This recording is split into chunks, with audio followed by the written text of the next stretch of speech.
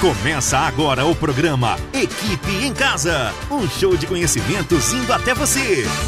Bem-vindos à maioridade do programa Equipe em Casa. Hoje, nosso programa de número 21, o programa mais democrático do nosso estado, porque leva conhecimento para todos. No primeiro módulo de hoje, matemática com a professora Catarina. Hoje vamos ter aula de matemática e na aula de hoje vamos aprender sobre as formas geométricas. As formas geométricas são as formas que os objetos ao nosso redor possuem, como vocês já podem observar aqui em cima da minha mesa, mas já vou explicar e apresentar cada uma delas. Bom, é importante saber que as formas geométricas se dividem em dois grupos. Primeiro, tem o grupo das formas geométricas sólidas, que são chamados e conhecidos também como os sólidos geométricos.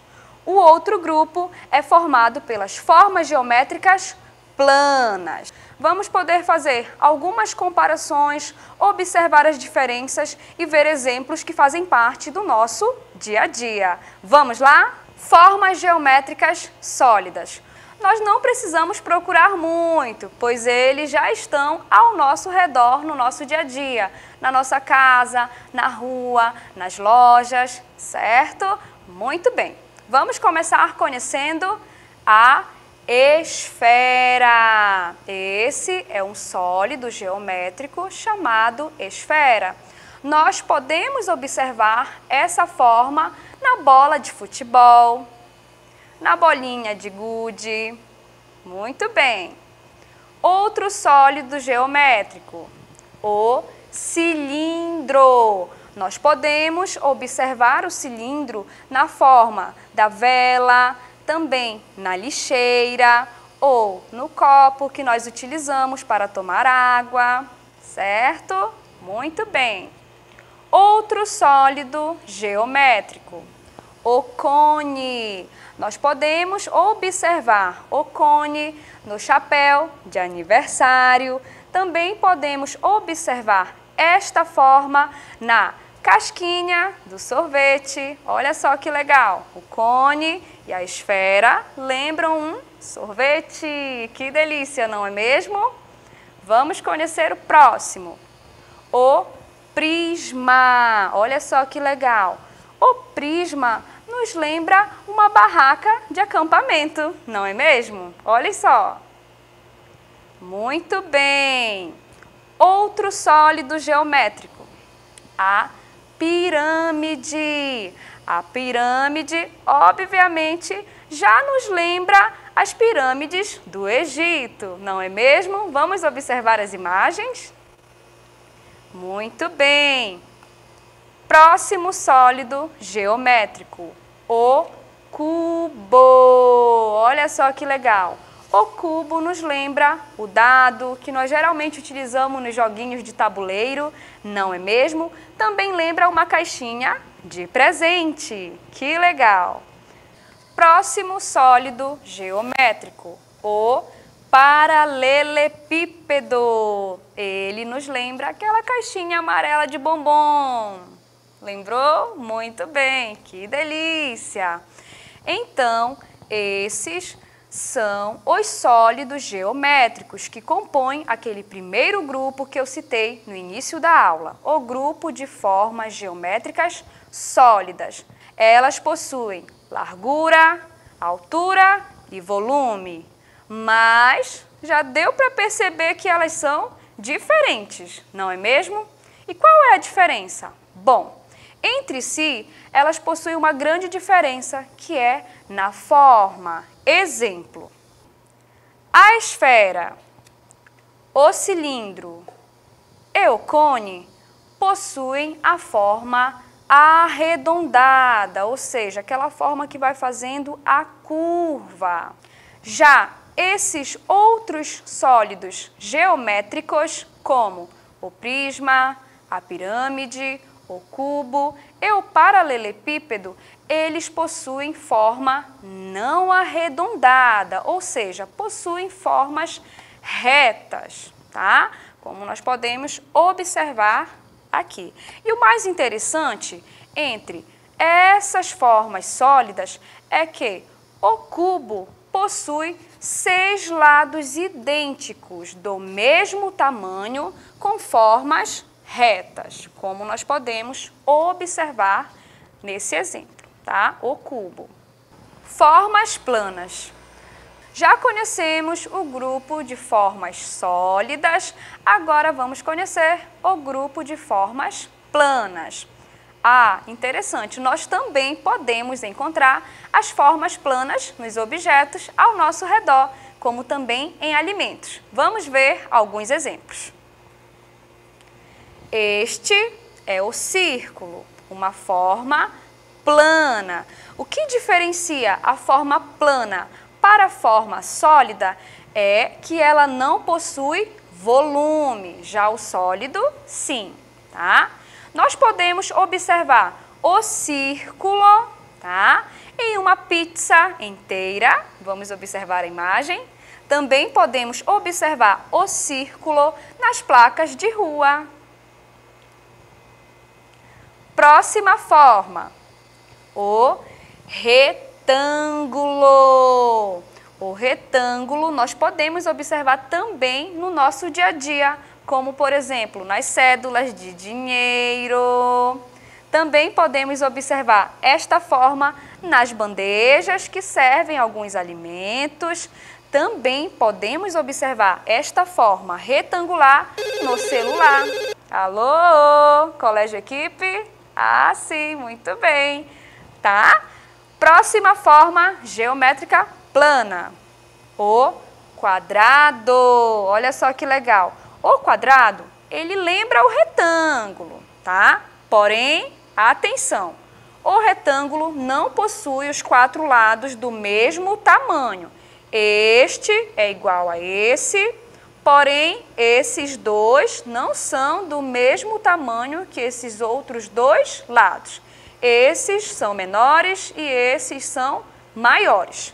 Já o quadrado possui todos os lados iguais do mesmo tamanho. Esse é do mesmo tamanho, também do mesmo tamanho, tá? O quadrado nos lembra a forma das janelas de uma casa. Também lembra a forma de um tabuleiro de xadrez. Quem aí já jogou xadrez? Bem legal, não é? Muito bem. Será que são só essas? Não. Tem também mais uma forma plana muito importante que a gente vê no dia a dia. O triângulo. Olha só que legal. O triângulo, ele lembra a forma de uma fatia de pizza. E também lembra a forma de uma fatia de melancia. Como também na fatia de um bolo. Eu acho que a tia Catarina está com fome, viu? Estou lembrando muito de comida, mas vamos lá continuar a nossa aula. Olhem só, a gente observou que as figuras planas podem estar presentes e associadas aos objetos, aos alimentos. Então, vamos recapitular. Quadrado, retângulo, triângulo e círculo. Outra coisa interessante, as figuras planas podem ser encontradas nos sólidos geométricos. Isso mesmo. Exemplo. No cubo, no sólido geométrico, chamado cubo, nós podemos encontrar a figura plana quadrada. Olha só que legal. Percebam que elas são diferentes. Essa possui volume, essa não, tá? Próxima. A esfera. Nela podemos encontrar a forma circular, a circunferência, ou seja, o círculo. Círculo não possui volume, a esfera sim, tá? Outro exemplo, a pirâmide. Nela podemos encontrar a figura plana chamada triângulo. Olha só que legal. Triângulo, ele complementa as partes de uma pirâmide. Outra coisa interessante, a base da pirâmide também lembra um quadrado.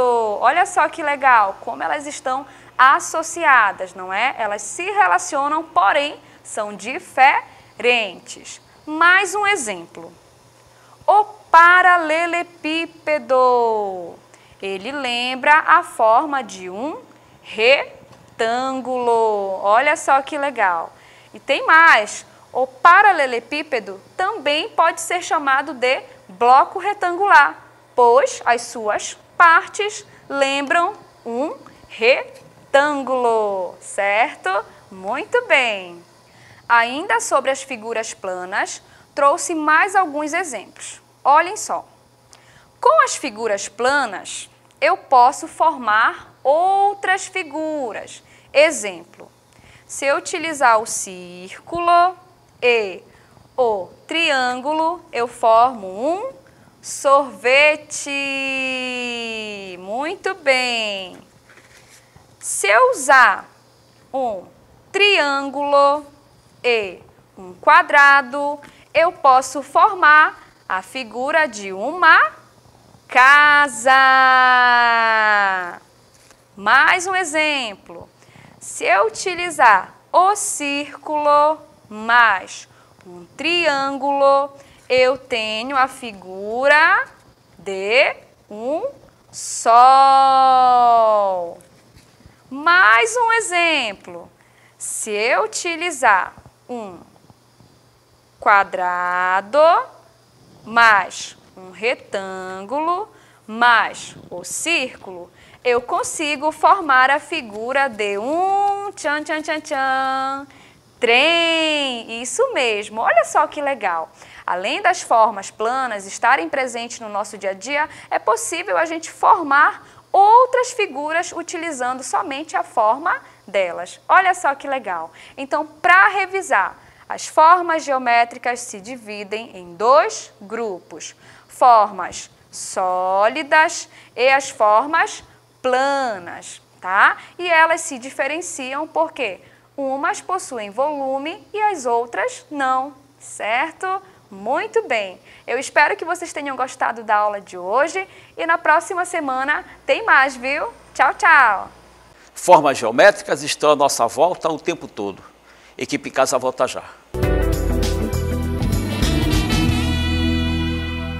Pesquisas comprovam: escolas pouco arejadas favorecem a propagação do coronavírus. Aqui no Colégio Equipe, seu filho não corre esse risco. Temos ambientes amplos, confortáveis e arejados. O Colégio Equipe conta com a excelência do ensino híbrido, totalmente voltado ao novo normal. Colégio Equipe, segundo e terceiro lugar geral no Enem. Matrículas abertas.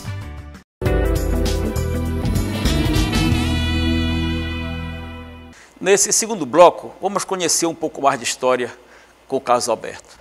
Alô você que se prepara para o Enem 2021. Estamos aqui com Ciências Humanas, professor Carlos Alberto, com a matriz curricular História, para fazer um passeio aí em um tema que é bastante interessante, cobrado no Enem e que também ajuda muito você na construção da sua redação.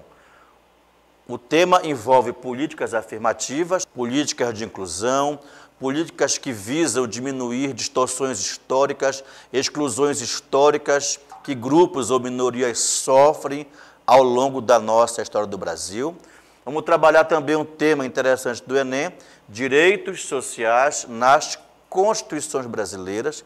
Você sabe que nós temos em nossa história 7 constituições, e como é que esses direitos foram ou não trabalhados nelas. E também iremos trabalhar um tema que envolve isso, que na verdade é a própria ampliação disso, que é o tema cidadania. E a forma que nós iremos trabalhar, ela vai aprofundar o que já fizemos na aula anterior. Lembra que nós trabalhamos charges, tirinhas, imagens, e ressaltamos para vocês que o Enem não chama essas figuras de imagens, ele chama de texto ou discurso iconográfico. Tudo para o Enem é texto, seja uma música, seja um artigo em jornal, um pensamento de alguém, ou uma charge, uma tirinha, porque há uma mensagem ali subentendida naquela imagem. Olha só essa questão interessante aqui do Enem 2015, que trabalha o tema política afirmativa, que trabalha a cidadania, que trabalha direitos sociais nas nossas constituições, especificamente a de 1988. Você vê um cadeirante muito feliz, verificando que é oferta de emprego.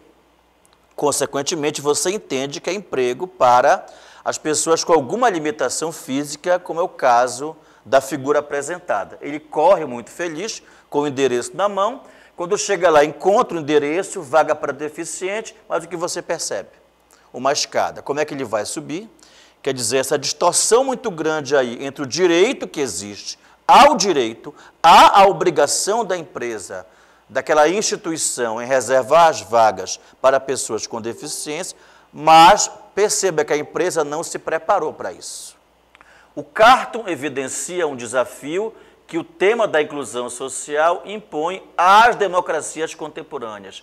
Esse desafio exige a combinação entre. O Enem deu como resposta certa a letra D, universalização de direitos e reconhecimento das diferenças. Porque o direito está universalizado. O acesso ao emprego, o acesso a vagas de emprego, você pode trabalhar cotas ou outras palavras, mas é um acesso que cada vez mais se universaliza. Mas nesse caso aí, a crítica do Carton é que a empresa, mesmo dando esse acesso, essa vaga para deficientes, ela não percebe que o prédio tem que estar fisicamente adaptado para que as pessoas com limitações físicas possam ter acesso a ele. Perceba aí a crítica muito bem clara na letra D da questão. Olha aqui, gente, essa fábulazinha, essa tira interessante, que mostra muito bem o que é o Brasil de hoje, no que toca a direitos sociais, mas principalmente as desigualdades que o Brasil tem, e nós analisamos a charge na semana passada. Papai, lê aquele conto de fadas para a gente dormir. Claro! Todo brasileiro tem direito à moradia. Vejo, associando um direito constitucional a conto de fadas. O conto de fada é a historinha alegre, bonitinha, que o papai e a mamãe contam para a criancinha para dormir tranquilinha, feliz, à noite, sem medo. Quer dizer, a crítica está bem clara. Por que conto de fadas? Porque apesar de existir o direito na Constituição, aquilo não é na prática realizado.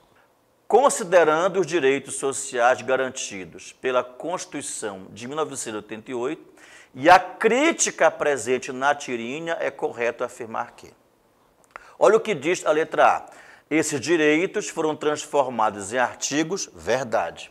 Contudo, necessitariam de consulta popular para a sua aprovação. Pelo contrário, eles já foram aprovados, entram em vigência no mesmo dia em que entrou em vigência a nossa atual Constituição, 5 de outubro de 1988. Não fica claro o direito social abordado e a mensagem da tirinha não ultrapassa o sentido humorístico. Pelo contrário, está muito claro o direito e a tirinha ultrapassa o senso humorístico. É o senso crítico político da realidade mesmo, não é só satirizar.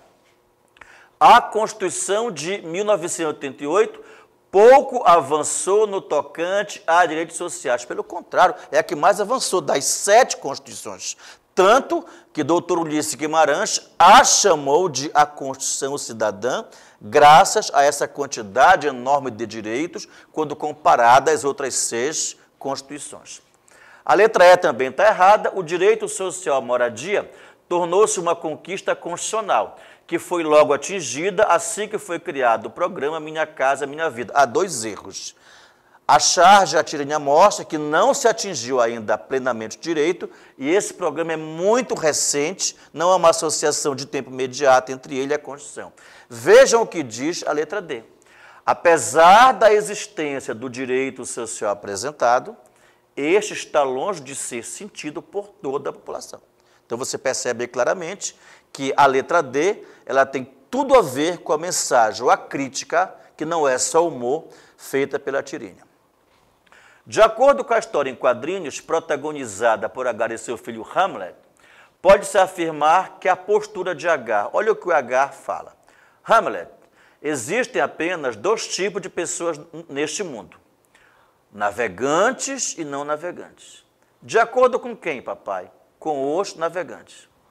Você percebe que o Agar, ele dá uma visão de pessoas a partir do seu pensamento, da sua referência, do que ele é navegante. Quem não for navegante, logicamente, não são pessoas, são outras pessoas, tratadas como diferentes, como inferiores. Como diz exatamente a letra B.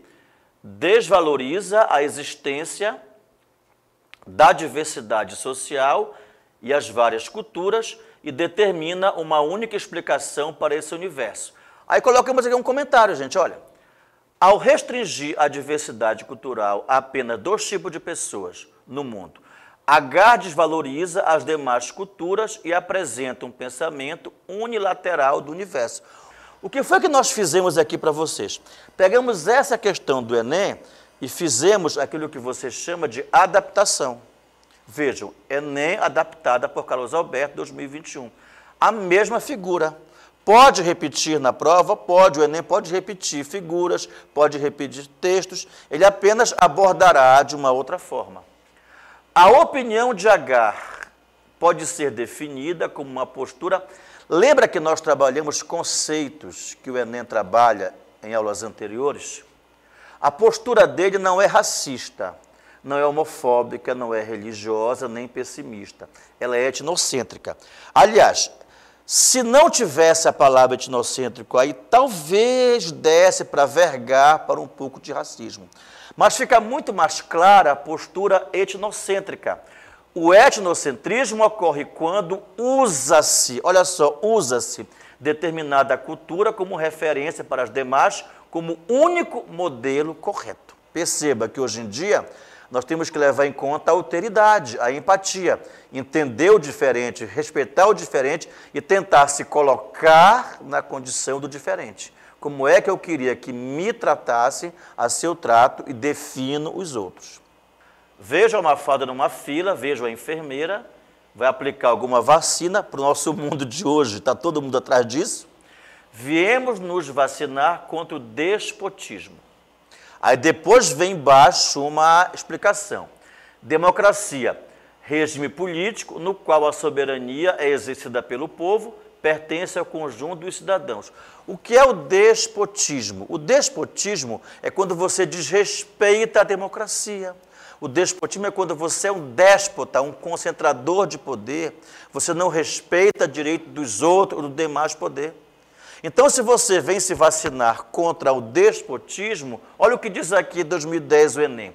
Uma suposta vacina contra o despotismo em um contexto democrático tem por objetivo. Vejam que o Enem deu como resposta. Letra D, evitar a escolha de governantes autoritários. O governante autoritário é o déspota. Há um problema aí. Quem errou essa questão, a maioria marcou a letra A, porque a pessoa confundiu despotismo com nepotismo. Aí que está a pegadinha.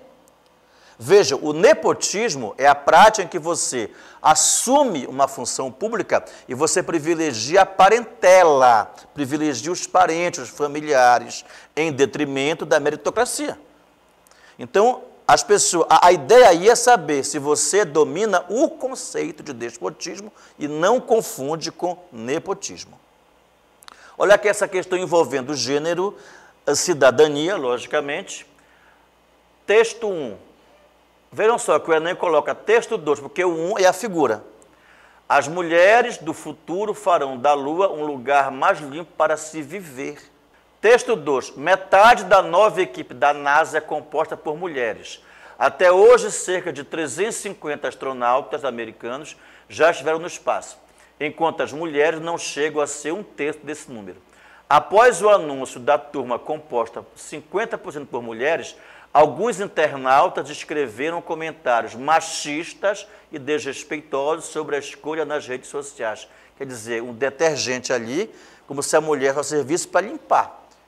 Criticando ali, essa mulher está estudando, essa mulher é cientista, essa mulher tem a mesma capacidade do homem ou dos homens de também galgar esse espaço, que é essa notoriedade científica aí, viajar pelo espaço, etc. A comparação entre o anúncio publicitário de 68 e a repercussão da notícia de 2016 mostra o quê? Mostra o que diz ali a letra D, gente. Manutenção de estereótipos de gênero, né? Quando você envolve a questão da diferença entre os sexos, de privilégio entre sexos.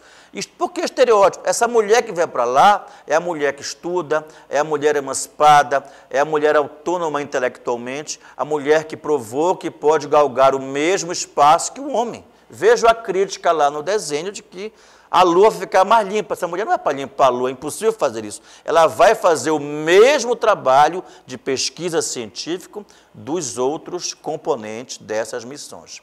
Essa aqui também caiu no Enem 2016, mostra aqui a meninazinha muçulmana. Olha, essa sou eu com 10 anos de idade em 1980. E essa é a minha classe. Como estou sentada no canto esquerdo, não dá para me ver na foto da esquerda. Para a direita, Gosnaz, Masjid, Marim, Mina. Em 1979, aconteceu uma revolução que depois foi chamada de Revolução Islâmica. Então veio, em 1980, o primeiro ano em que o véu se tornou obrigatório nas escolas. Toma, minha filha. A memória recuperada pela autora apresenta a relação em... Praticamente já está a mensagem aí. Você sabe que o Irã era um país, sim, muçulmano, mas não teocrático e liberal até o final dos anos 70. Esse modelo foi derrubado pela Revolução Islâmica, comandada pelo Ayatollah Khomeini, e que implanta no Irã um Estado teocrático fundamentalista, levando ao pé o Alcorão e o próprio islamismo. E portanto, o que a moça diz aí, que era de um jeito e passou a ser de outro. E por quê? Porque houve transformação política, Revolução Islâmica, e essa mudança política modificou os costumes. Não esqueça, equipe 2021, ainda estamos recebendo matrículas, venha para a escola que mais prepara para o Enem e, logicamente, para a vida e para a cidadania. Até a próxima! Sempre lutando por direitos humanos e cidadania. Equipe Casa volta já.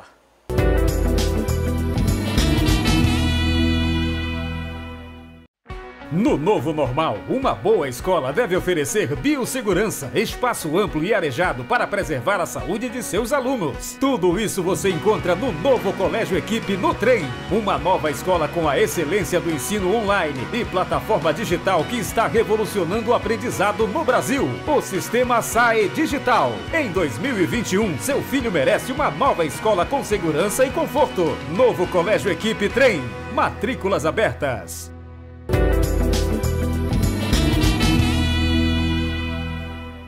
Nesse terceiro bloco, genética, com o professor Reinaldo. Fala galera, tudo bem?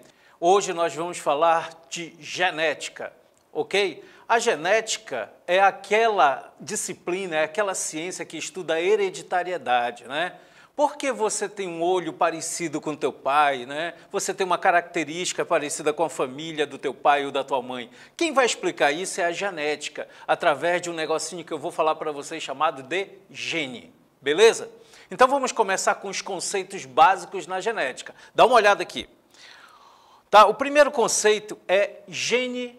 O que é um gene? Dá uma olhada aqui que é um gene, tá? Vocês estão vendo aqui no slide o quê? Vocês estão vendo aqui o DNA. Olha aqui o DNA, beleza? Essa molécula, ela é toda compartimentalizada, ela é toda dividida. Tem pedaços do DNA que produzem uma proteína, e tem pedaços do DNA que não produzem proteína. O que é o gene, então? É um pedaço dessa molécula que vocês estão vendo aqui, tá? Bem aqui, olha, o DNA é um pedaço do DNA que vai produzir uma proteína. O pedaço que não produz proteína, a gente não chama de gene. Beleza? Tá safo?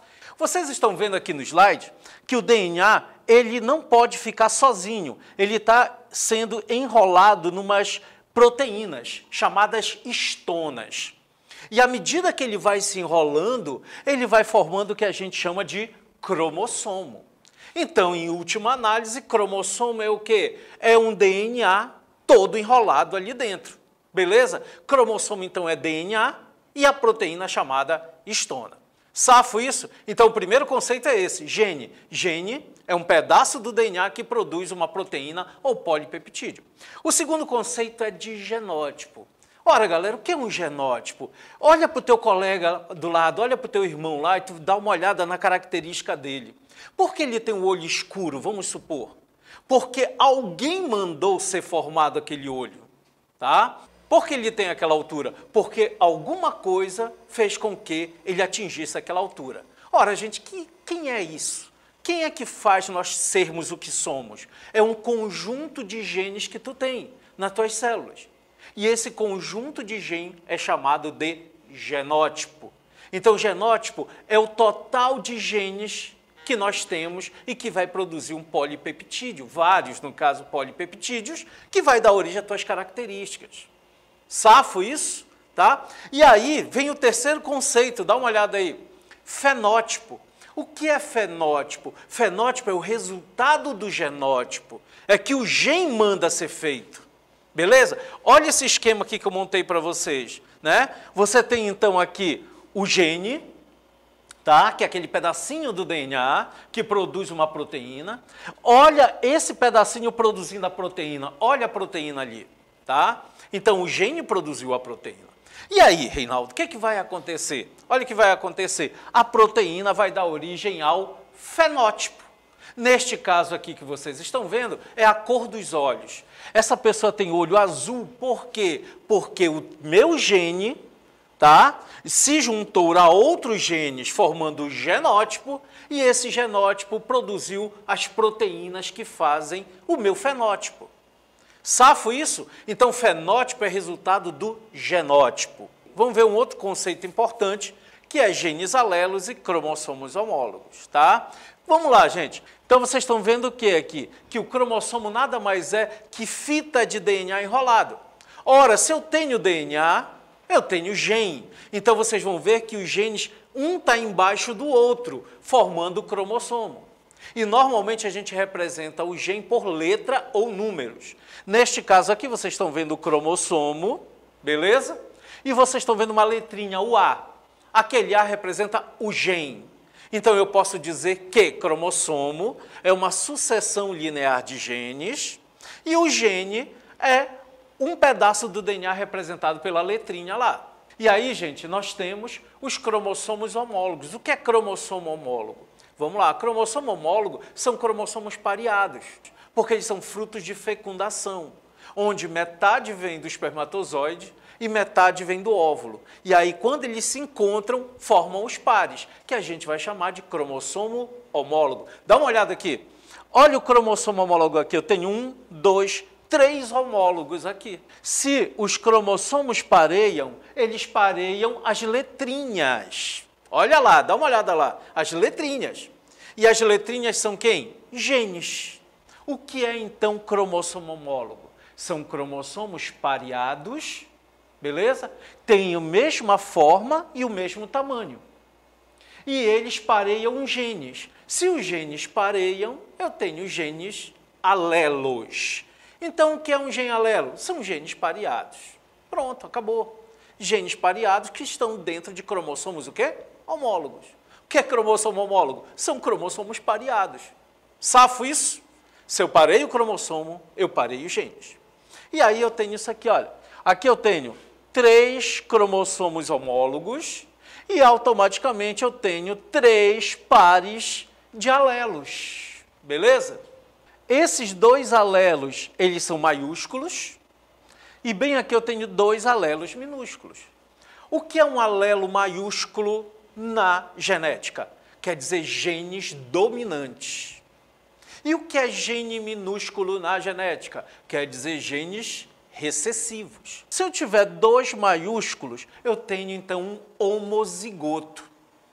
Olha lá, se eu tiver 2 maiúsculos, eu tenho homozigoto. O que é homozigoto? Homo quer dizer igual. Então eu tenho genes alelos iguais. Então toda vez que eu tiver genes alelos iguais, eu tenho homozigoto. Olha para o meu esquema. Aqui eu tenho um homozigoto e aqui eu tenho outro homozigoto. Só que esse homozigoto aqui é maiúsculo e esse homozigoto é minúsculo, mas são homozigotos. Agora, bora defini-los. Esse aqui é um homozigoto dominante, porque a letra é maiúscula, e aqui eu tenho um homozigoto recessivo, porque a letra é minúscula. Safo. Mas, Reinaldo, quando for diferente? Ah, quando for diferente, eu tenho esse cara aqui. Um gene é dominante, outro gene é recessivo. Aí eu não tenho mais homozigoto. Agora eu tenho um heterozigoto. E aí nós temos uma redundância do que eu falei anteriormente. Gene dominante é representado pela letra maiúscula, beleza? Se o gene dominante está presente, ele pode se manifestar assim, azão, azão, beleza? Ou ele pode se manifestar assim, olha, azão, azinho. Aqui é dose dupla, azão, azão, e aqui é dose simples, azão, azinho. Ele não está uma vez aqui? Então é dose simples. Ele se manifesta aqui. Então o gene dominante é aquele que pode se manifestar em dose dupla ou em dose simples. E o recessivo, Reinaldo? Bem, o recessivo está aqui, ele só se manifesta assim, se ele tiver um par igual a ele, se ele for homozigoto. O recessivo só se manifesta se for homozigoto, ou seja, só em dose dupla. Esses dois pares, eles formam o quê? Homozigotos ou heterozigotos? Homozigotos. O homozigoto são genes alelos iguais, nesse caso aqui, homozigoto dominante. Esse caso aqui, eles são homozigotos, genes alelos recessivos. E o heterozigoto são genes alelos diferentes. Safo isso, galera? Beleza? Vamos passar para mais um conceito importante que é esse, olha, de genótipo e fenótipo. Só relembrando o que eu falei lá no início, tá? O que é o genótipo que eu falei para vocês? É um conjunto de genes, tá, de um determinado indivíduo. E o que é fenótipo? É a manifestação desse gene. Então, gente, nesse esquema, a gente vai trabalhar um pouco de fenótipo e genótipo, bem simples. Olha lá, genética é linda, então tu vai entender isso aqui. Dá uma olhada que eu tenho, né? Eu tenho aqui 3 flores, beleza? Tenho 3 flores, 1, 2, 3, mais 2 fenótipos. Ela é rosa ou ela é branca, beleza? Tá? Eu tenho, então, 3 flores com 2 fenótipos. Mas, Reinaldo, por exemplo, a primeira lá, ela é dominante. Olha lá, ela é homozigota dominante. Então, esse gene, tá? O homozigoto dominante determina aquela flor rosa. Então, é sinal que a flor rosa, ela domina a branca. Porque o gene que está determinando a cor rosa é dominante. Só que ali ela é homozigota, azão, azão. Beleza?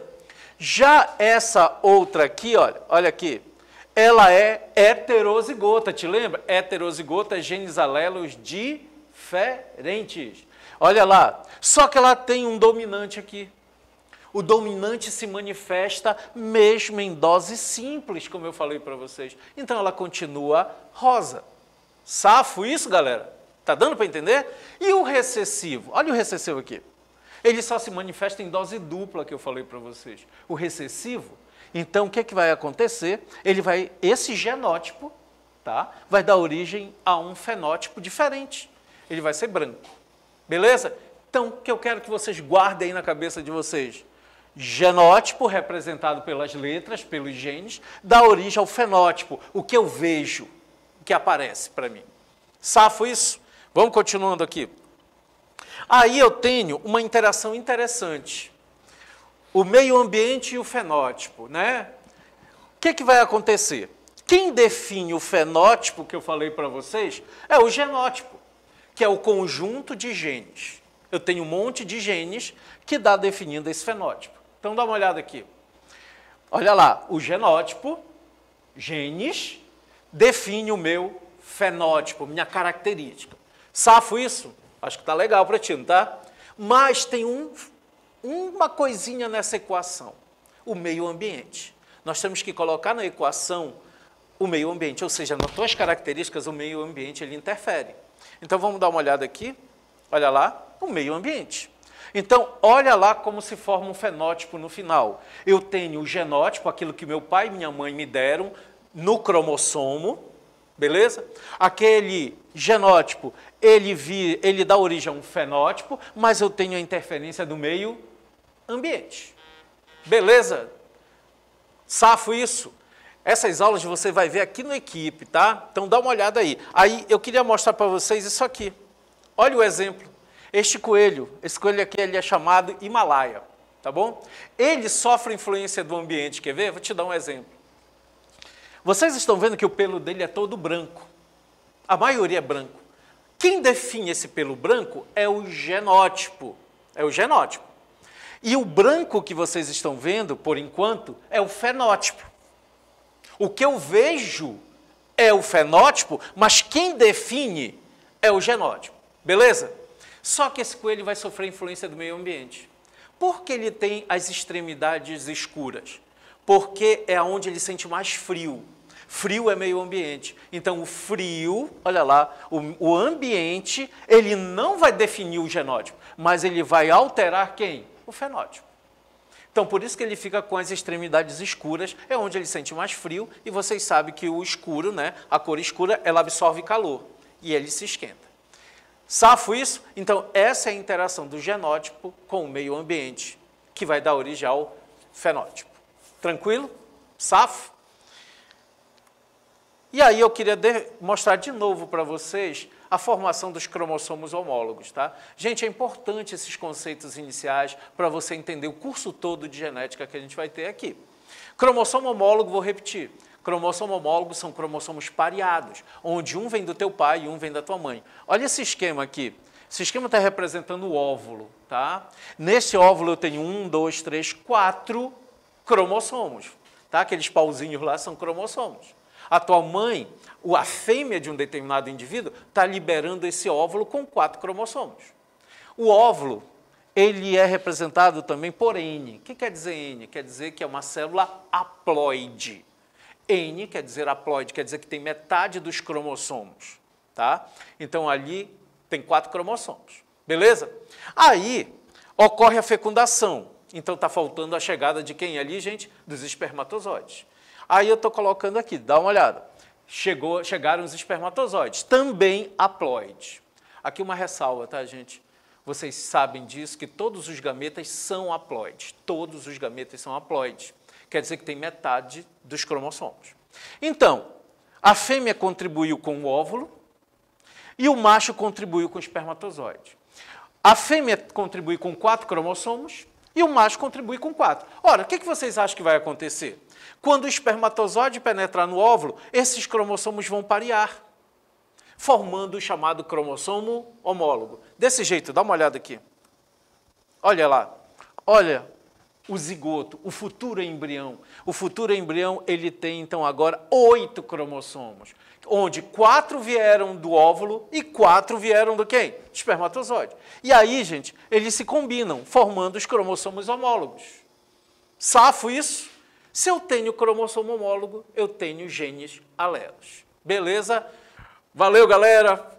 Vamos continuar com o nosso curso de genética na próxima semana. Um abraço! Hereditariedade, sempre de pais para filhos. Equipe Casa volta já. O Colégio Equipe continua dando um show de aprovação em medicina. Vitória Larissa Dias dos Reis e Yasmin Guerra Mendes, que também provaram a todos nossa excelência no ensino, sendo aprovadas no curso de medicina. Eu me orgulho de estudar na Equipe. Para mim, não existe colégio melhor que o Equipe. Colégio Equipe, 2º e 3º lugar geral no Enem. Matrículas para 2021 abertas do maternal ao ensino médio.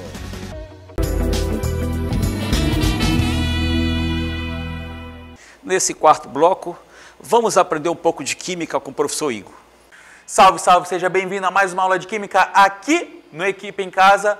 Hoje e nas próximas aulas falaremos sobre a menor parte da matéria que mantém suas propriedades. Sim, falaremos do átomo. Só que olha só, esse tema ele é grande, ele é vasto, então ele será dividido em 3 momentos. O primeiro, a aula de hoje, falaremos sobre a história dos modelos atômicos, a evolução dos modelos atômicos. Na próxima aula falaremos sobre conceitos referentes ao átomo e na terceira aula falaremos sobre o estudo da eletrosfera, que é uma região do átomo.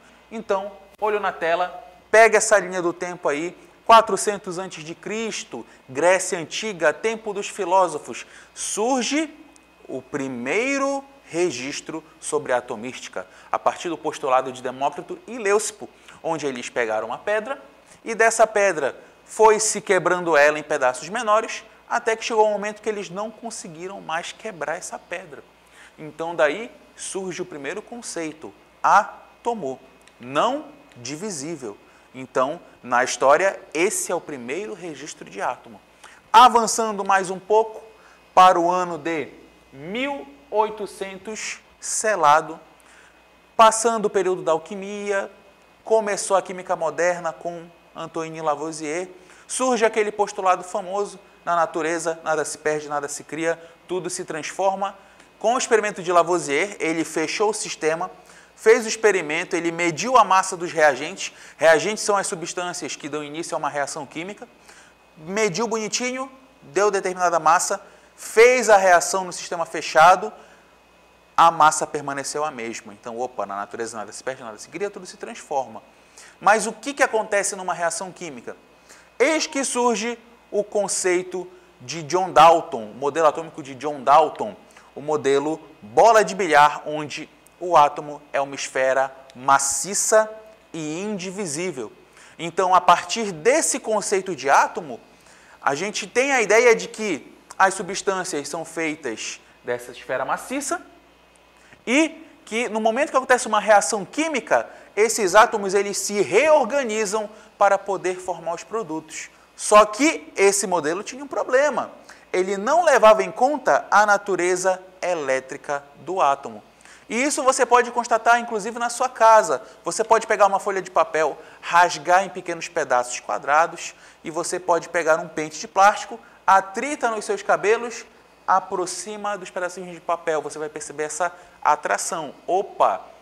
Eletricidade. Então, vamos avançar um pouco na nossa história para o ano de 1898, o experimento de Thomson, onde ele pegava esse aparato aí meio exótico, um tubo de raios catódicos. Então, zoom na tela, vem comigo.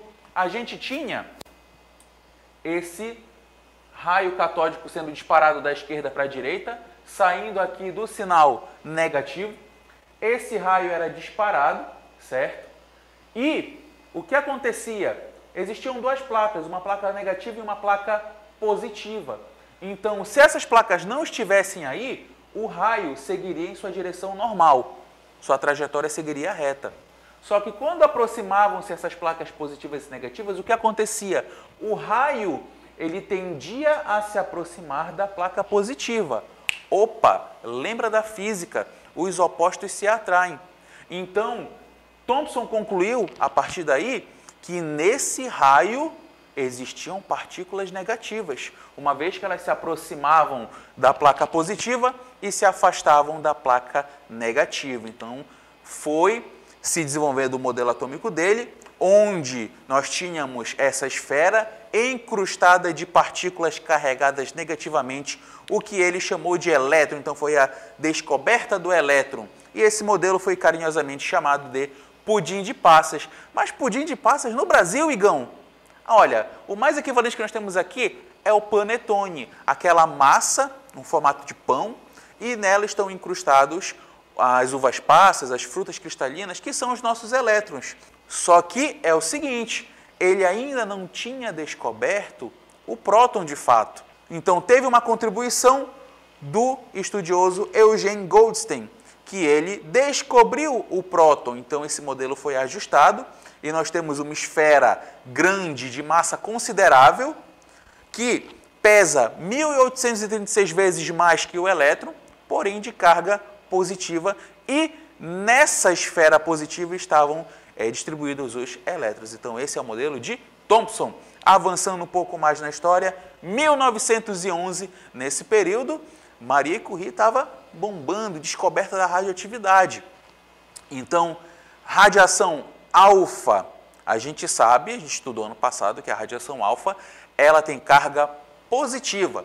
Então, Rutherford fez o experimento da lâmina de ouro, onde ele colocava uma partícula de polônio que emitia radiação alfa dentro de um bloco de chumbo com uma saída. E essa radiação vinha até atravessar a lâmina de ouro. E ao redor da lâmina de ouro tinha um material que indicava aonde essa luz chegava. Então vamos lá. A partir daí ele percebeu 3 coisas. Que pequena parte dessa luz batia na lâmina e voltava. Outra pequena parte dessa radiação atravessava, porém com desvio. E que grande parte dessa radiação atravessava a lâmina de ouro. Então, com esses 3 pontos, Rutherford concluiu 3 coisas. Primeiro, as partículas que foram rebatidas, ele concluiu que tinha uma região densa ali na matéria. Parte das partículas foram desviadas, então teve o quê? Teve repulsão. Outra coisa que ele percebeu, grande parte da radiação passava, então tem uma região vazia. Então, com essas 3 informações em mente, Rutherford montou o seu modelo atômico, o modelo do planetário, onde nós temos núcleo e eletrosfera. Esse núcleo sendo uma região densa e positiva. Por isso que as partículas batiam e voltavam, pela densidade do núcleo. E outra, a radiação desviava, porque o núcleo ele é positivo. Lembra? Repulsão? Os opostos se atraem, mas semelhantes se repelem. E grande parte da radiação passava graças à área vazia chamada eletrosfera. Lá os elétrons corriam. Mas esse modelo de Rutherford ainda faltava um detalhe nele, porque Albert Einstein refutou esse modelo. Ele disse o seguinte: se os elétrons estão girando ao redor do núcleo, eles vão parar? Essa energia vai acabar? Como é que funciona esse comportamento dos elétrons? Então, entra 3 anos depois, 1913, as contribuições do estudioso Niels Bohr, onde esses elétrons eles não ficavam como um planetário, eles giravam em órbitas circulares bem definidas ao redor desse núcleo. Essas órbitas eram chamadas de camadas ou níveis de energia e acontece um fenômeno aí. Lembra, os elétrons eles têm que estar operando, certo? Naquela inércia bacana, continuar em movimento. Só que o seguinte, quando você fornecia energia para o elétron, acontecia um salto quântico, salto energético. Então vem comigo. Essa é a contribuição de Bohr. Então aqui nós temos o núcleo, continua o mesmo, positivo. Região vazia é eletrosfera, só que em vez de planetário nós temos as órbitas. Então, o que acontece? Quando esse elétron está numa camada interna, recebeu energia, opa, então você está alterando a quantidade energética dele. Então ele vai fazer um salto para uma órbita mais externa, vai gastar toda essa energia dele, absorveu quanto? Gastou energia, estou cansado, voltei, acabou a energia, pararam de me dar energia, vou voltar para a minha camada interna. Só que é o seguinte, quando o elétron volta para a camada interna, Bohr percebeu o seguinte, que ele emitia um comprimento de onda, ele emitia fóton, ele emitia luz. E isso a gente consegue ver, sabe onde? A gente consegue ver nos fogos de artifício. Cada metal, ele tem uma cor característica de chama diferente. Por exemplo, o sal de cozinha, o cloreto de sódio, tem o sódio como metal. Então, se aquele sal for aquecido, a gente vai perceber uma chama amarela. E, a partir daí, temos os fogos, como eu disse, né, de diferentes cores. Por exemplo, o cobre é um metal que, quando aquecido, beleza? Aqueceu, quando parou de fornecer energia, ele emite coloração azul. Então, o fenômeno de Bohr consegue explicar esse fenômeno das cores diferentes emitidas por diferentes elementos, tá bom? Só que é o seguinte, se o núcleo tem apenas cargas positivas, por que ele não se repele? Está faltando alguma coisa aí. Você, estudioso, já percebeu que está faltando. Então, em 1932, alguns anos mais tarde, James Chadwick descobriu o nêutron. Ah, nêutron, isso. Nêutron que é desprovido de carga elétrica. Próton é positivo, elétron negativo, nêutron é neutro, não tem carga. Então, onde esses nêutrons se situavam? Dentro do núcleo do átomo. E eles são tão pesados quanto prótons. Então, esses nêutrons, eles ficam no núcleo do átomo para diminuir a repulsão causada entre os prótons.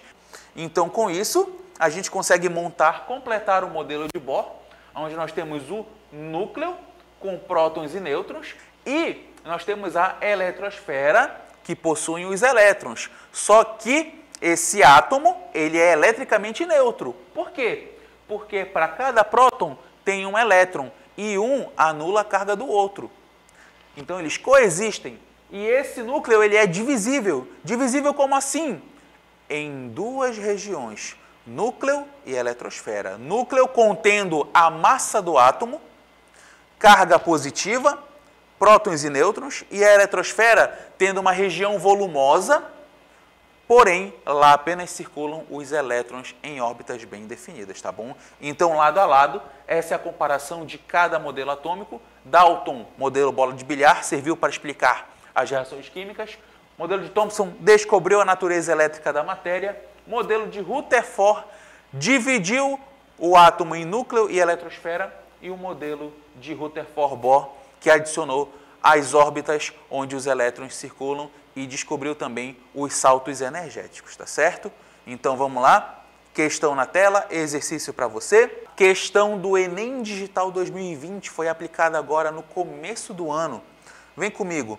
No final do século XIX, muitos cientistas estavam interessados nos intrigantes fenômenos observados nas ampolas de raios catódicos, que são tubos sob vácuo em que se ligam duas placas a uma fonte de alta tensão. Os raios catódicos passam através de um orifício no anodo e continuam o percurso até outra extremidade do tubo, onde são detectados pela fluorescência produzida ao chocarem com um revestimento especial, como pode ser observado na figura. Então aqui nós temos cátodo negativo, disparou o raio segue pelo tubo e ele é mostrado ao final quando tem aqui essa parte fluorescente no último tubo, que mostra onde está chegando a luz, como se fosse o laser.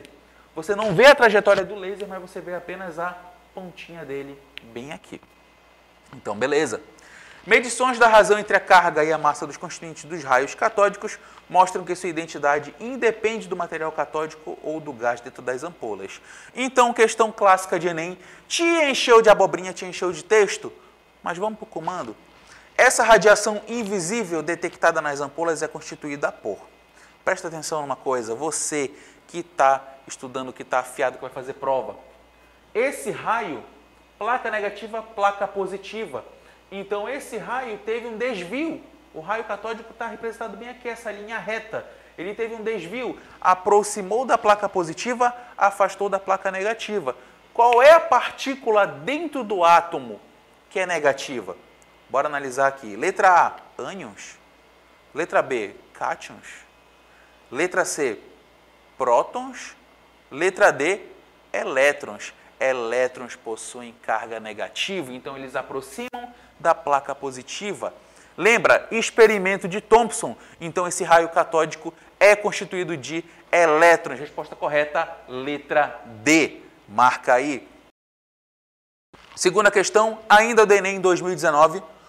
Um teste de laboratório permite identificar alguns cátions metálicos ao introduzir uma pequena quantidade do material de interesse em uma chama do bico de Bunsen. Bico de Bunsen é como se fosse uma boca de fogão.